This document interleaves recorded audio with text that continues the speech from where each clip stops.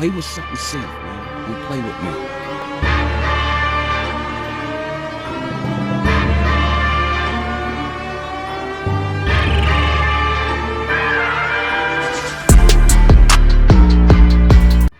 Alright, I've done it.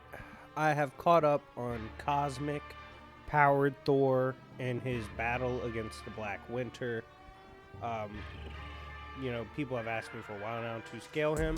This is relevant because I'm actually making a video of high-end, full-powered Raiden versus Cosmic Thor. So this will be the video covering Cosmic Thor, and then we will have that battle at a later date. So if you are excited for that and excited for this, smash the like button, hit subscribe. If you love content like this, check out the memberships in the description. It really helps my channel and helps me make content, and I would really appreciate one-time payments only. You don't have to do the monthly thing. You literally buy one time and you claim the perks and you're good. You're set as a member of the League of Villains forever. But with that being said, let's go ahead and break down Cosmic Thor. So I'm going to kind of go through the timeline of issues 1 through 5 right now, because that's how far it's gone, and power scale as we go. So first off, we start with stuff relevant to Cosmic Thor in the story. Issue 1, we see Thor sent his hammer across 10 dimensions and blitzed a monster on Earth that was fighting the Avengers. Now the response on Earth is actually pretty cool. It's from Iron Man, who takes a Sharpie and writes "Enjoy retirement" on the hammer and sends it back to Thor.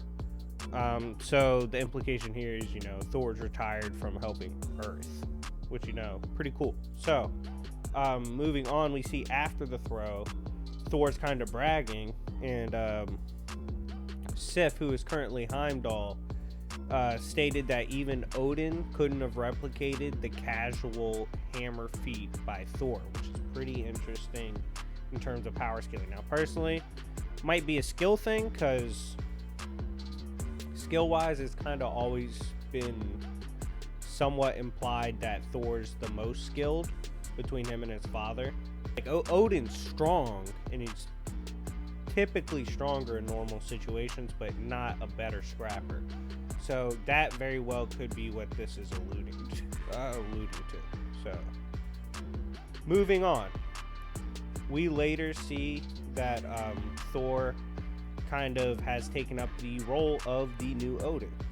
Of course, we've seen this a few times before in terms of storylines with Thor taking over the role of Odin, but in this one, it's a little different to me, because when it's first shown, he's tired. Like, he's almost shown as tired first taking it, and typically we don't see him tired until something big goes down. But he's tired off the gate. Also, Thor asks, what is a king to a god after retiring from being an Avenger and becoming a full-time king? Clearly, he listens to Kanye. He later on implies that he would one-shot Loki when Loki pulled up and annoyed him, and Loki actually wasn't aware of his power amp as king. So it is confirmed this Thor is definitely in base as king, stronger than normal Thor. So we later see Galactus fall to Asgard, and initially this is misinterpreted by Thor as an attack. King Thor seemed pretty confident he could demolish an invading Galactus. Of course, we do see, though, that Galactus had actually come for help against the Black Winter.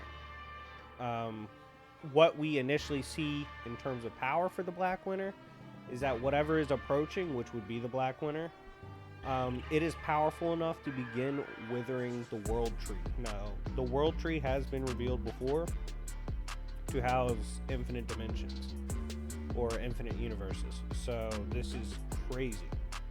It is then revealed during a council held by Thor via Blackworthy Surfer that the Black Winter consumes realities.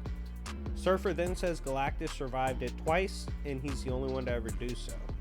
Surfer then says that there are 5 unique planets that can give Galactus unimaginable power, his words, not mine, and it should be enough to fight the Black Winter.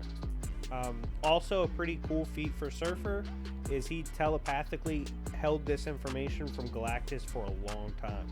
Very impressive. According to Galactus, the Black Winter, which Thor's gearing up to help fight, is an abstract being, and according to Galactus, it will show you your true death.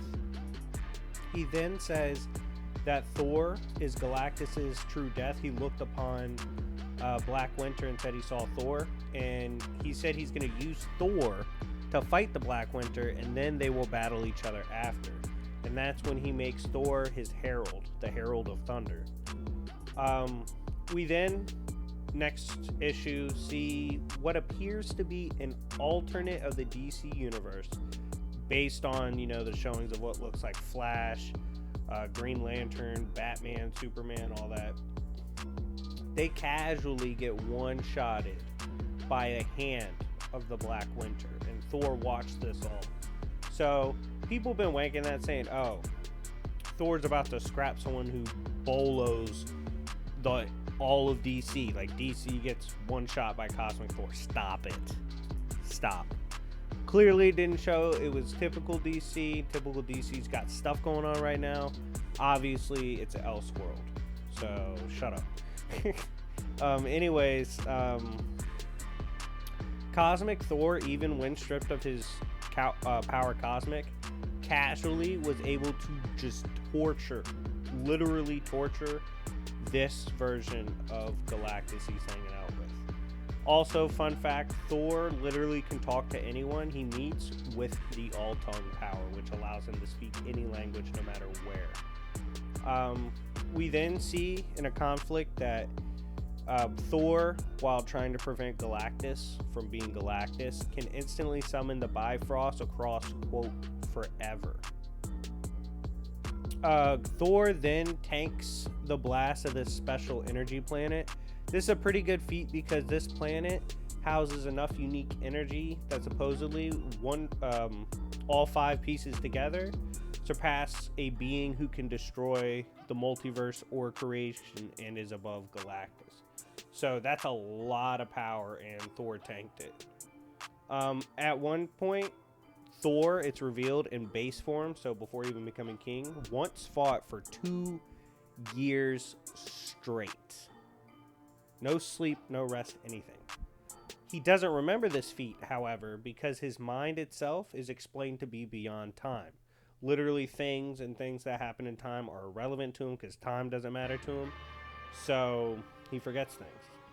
So pretty cool. Now, his casual backhand when he gets into it with Beta Ray Bill, because Beta Ray pulls up and he has, beef with Galactus. Thor tells him chill. Then Thor has to backhand him. Now, his casual backhand is described as having the power of 1,000 suns, and this is his casual, literal pimp backhand. Thor then confirms that the power cosmic stacks upon his amp as king of Asgard.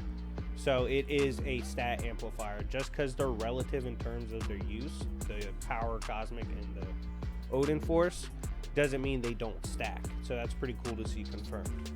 We then see Thor easily match power with 1/5 amped Galactus pretty casually.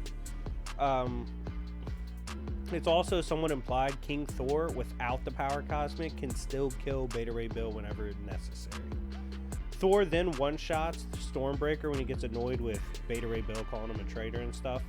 And Heimdall-eyed Sif, because she takes the role of Heimdall right now, has to interfere in order to save Bill.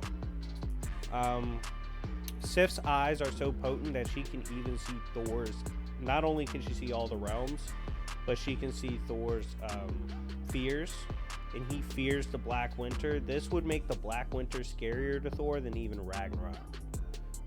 Thor can forcefully retrieve the power cosmic from Galactus, which is pretty impressive. He should be able to get buck on normal Silver Surfer casually just as base King Thor, based on being able to rip away the cosmic so casually.